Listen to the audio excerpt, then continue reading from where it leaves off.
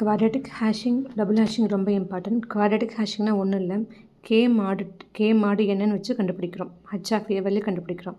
H of K value கண்டுபிடிச்சோன்னே இடம் இருந்துச்சு நம்ம பிளேஸில் போட முடிஞ்சதுன்னா ஓகே, நோ ப்ராப்ளம். இடம் இல்லை அப்படின்னா ரிமைண்டர் தான் நம்மளுக்கு இம்பார்ட்டன்ட். இந்த ரிமைண்டர் வேல்யூ என்ன plus i⁻2 h of k plus i⁻2. H of கேங்கிறது அந்த கீ நம்மளுக்கு வந்துச்சு இல்லையா, ரிமைண்டர் கீ கிடச்சிது இல்லையா, அது ப்ளஸ் i⁻2.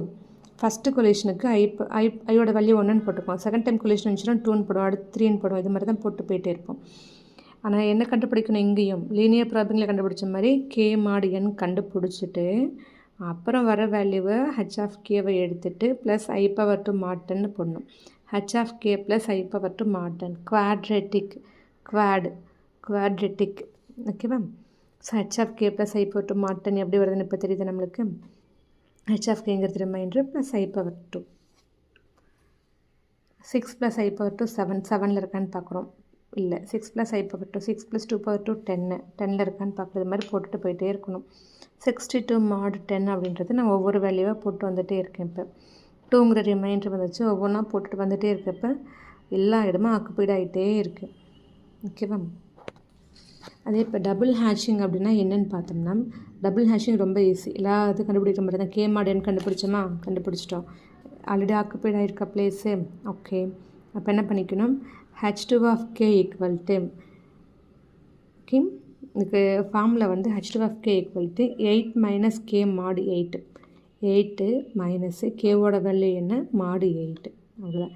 இங்கே ரிமைண்டருக்குலாம் வேலையே கிடையாது. h2 of k equal to 8 minus k mod 8. கேவோட value மட்டும் தான் நம்மளுக்கு வேணும். 8 மைனஸ் கே மாடு 8 மொதல் வந்து இப்போ வந்து நம்மளுக்கு என்ன h1 ஆஃப் கே, சாரி இங்கே ரிமைண்டருக்கு வேல்யூ இருக்கட்டிருக்கு. h1 ஆஃப் கேல ரிமைண்டரு ப்ளஸ் ஐயோட வேல்யூ 1ன்னு போட்டுக்கணும். h2 ஆஃப் கே என்ன வேல்யூ வந்தது எனக்கு 8 மைனஸ் கே மாடு 8 அப்படின்னு கண்டுபிடிக்கிறப்ப 3ங்கிற வேல்யூ வருது. 1 × 3 3, அப்புறம் தான் ஆட் பண்ணிக்கணும் ப்ளஸ் 4. ஓகேவா.